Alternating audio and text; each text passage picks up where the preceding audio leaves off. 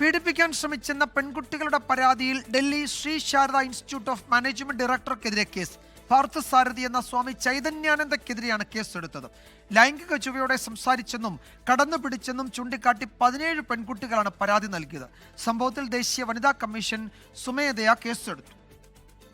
ഡൽഹി വസന്തകുഞ്ചിലാണ് ശൃംഗേരി ശ്രീ ശാരദ പീഠത്തിന് കീഴിലെ ഇൻസ്റ്റിറ്റ്യൂട്ട് പ്രവർത്തിക്കുന്നത്.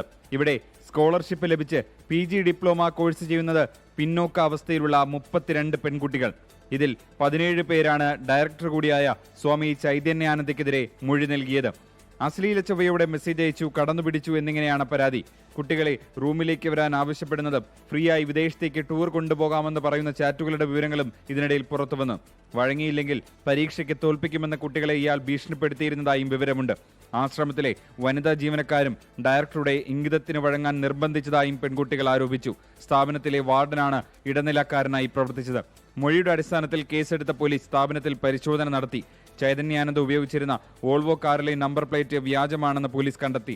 നയതന്ത്ര ഉദ്യോഗസ്ഥർ ഉപയോഗിക്കുന്ന നമ്പർ പ്ലേറ്റാണ് വാഹനത്തിലുണ്ടായിരുന്നത്. CCTVയും പോലീസ് പരിശോധിച്ചു. പ്രതി ആഗ്രയിലേക്ക് കടന്നതായാണ് വിവരം. പ്രതിക്കായി ലുക്കൌട്ട് നോട്ടീസും പുറപ്പെടുവിച്ചിട്ടുണ്ട്.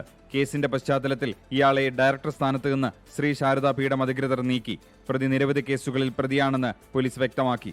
സ്വമേധയാ കേസെടുത്ത ദേശീയ വനിതാ കമ്മീഷൻ ഡൽഹി പോലീസ് കമ്മീഷണറോട് റിപ്പോർട്ട് തേടിയിട്ടുണ്ട്. 24 ഡൽഹി. ലോകത്തെവിടെയായാലും ഏത് സമയത്തും 24 വാർത്തകളും ഓഗ്മെന്റഡ് റിയാലിറ്റി പാക്കേജുകളും എക്സ്പ്ലെയിനറുകളും വിശദമായി കാണാൻ ഞങ്ങളുടെ YouTube ചാനൽ നിങ്ങൾക്ക് സബ്സ്ക്രൈബ് ചെയ്യാം.